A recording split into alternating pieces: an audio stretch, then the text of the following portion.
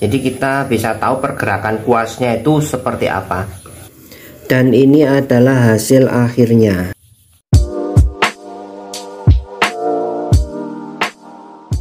Hai semua, jumpa lagi di kelas menggambar Procreate. Kali ini kita akan bahas salah satu update dari Procreate 5.3.1 ya. Jadi kalau buat kalian yang belum update, silahkan diupdate dulu. Ini update terbarunya 5.3.1. Titik satunya 1 hari yang lalu, untuk 3.0-nya beberapa hari yang lalu. Ada banyak update-nya di sini. Jadi salah satunya adalah file WEBP atau file web. Itu gambar bentuk web. Jadi gambar itu kan ada banyak ya.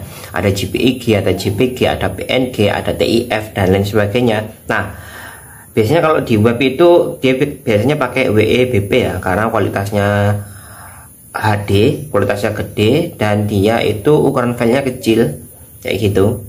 Nah, sementara ini software yang aku tahu bisa edit WEB itu adalah Photoshop ya. Jadi Photoshop 2022 maksudnya. Kalau Photoshop 2021 masih belum bisa kayak gitu. Jadi ini salah satunya. Yang lain kita bahas lebih lanjut ya. Jadi kita buka Procreate-nya. Ini ada beberapa tips yang mungkin kalian belum tahu untuk penggunaan Procreate ya, termasuk di 5.3.1 update terbarunya. Jadi ada yang namanya koreksi garis ya. Jadi ketika kita bikin garis, nah di sini akan tersedia menu koreksinya.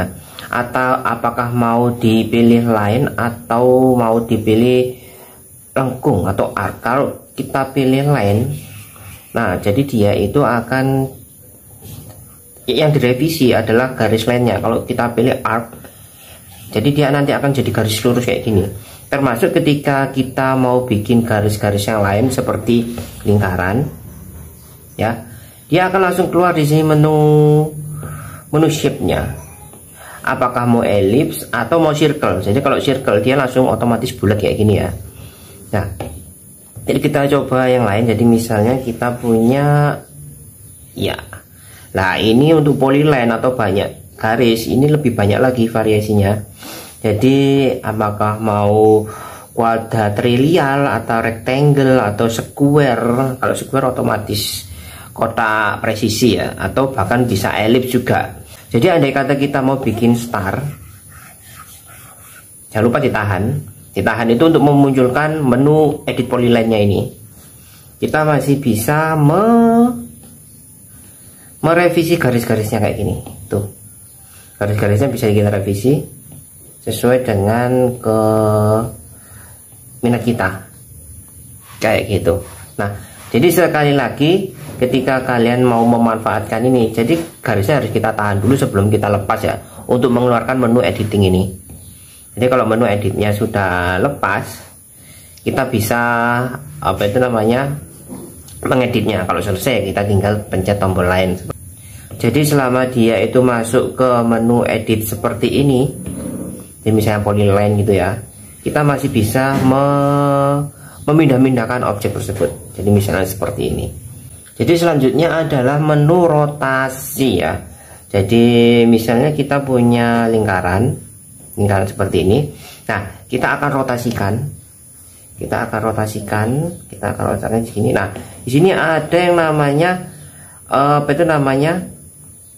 garis bantu ya. Ini untuk memperkirakan kita itu mau dipresisikan kemana kayak gitu. Nah, ini salah satunya. Untuk memutarnya di sini juga ada presisinya. Jadi kelipatan 5 biasanya. Bisa dilihat 180, 165, 150, 35, nah seperti itu.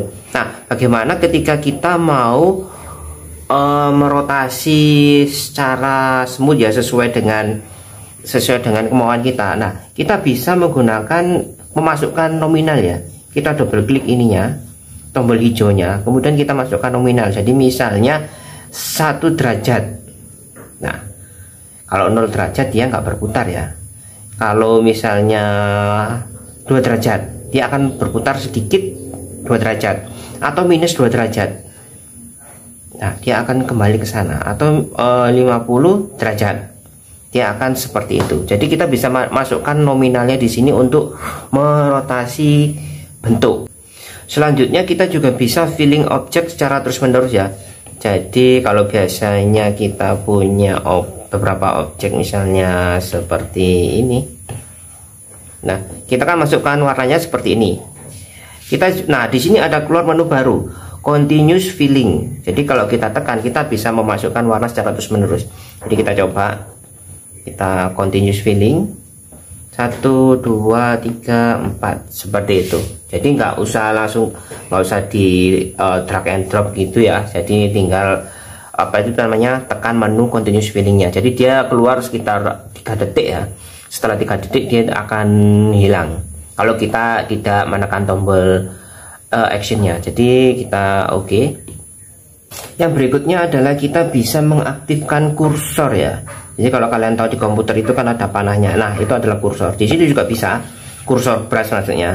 Kalau kita secara manual kayak gini kan, kebetulan ini pakai aku brush dry brush ya buat melukis. Jadi dia kan nggak keluar. Itu namanya apa itu namanya, kursor kuasnya nggak keluar. Nah, mengeluarkannya seperti ini. Kita mau ke menu gear atau option, kemudian kita pilih preference, dan kemudian kita pilih ini dynamic brush scaling sama brush kursor. Kemudian kita pilih gesture control dan kita pilih hover. Kita aktifkan hoveringnya, jadi menu melayangnya. Nah, jadi dia akan menjadi seperti ini.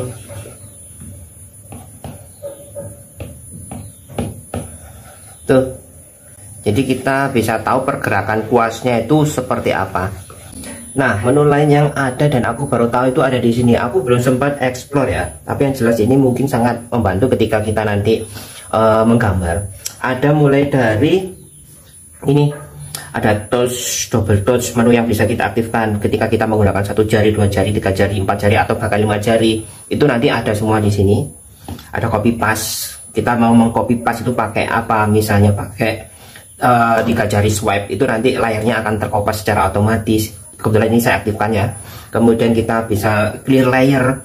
Clear layer kita nggak apa itu namanya, nggak manual klik layernya kemudian kita clear ya. Jadi di sini juga ada clear layer secara otomatis. Three finger swipe ya. Jadi menggunakan 3 jari swipe, nanti layarnya akan bersih dengan sendirinya. Kalau memang ini kita aktifkan seperti itu. Nah, kemudian ada full screen, ada quick menu, dan di sini adalah jari yang aktif semua, 1 jari sampai 5 jari. Seperti itu. Jadi ini tinggal kita sesuaikan saja dengan kebiasaan kita. Kalau kita mau sesuatu yang lebih efisien ya, kita bisa explore ini dulu biar nanti bisa apa itu namanya, lebih efisien kerjanya. Kayak gitu. Jadi kurang lebih sementara itu dulu ya tips Procreate 2023 nya. Jadi aku mau gambar menyambut tahun 2023. Enjoy.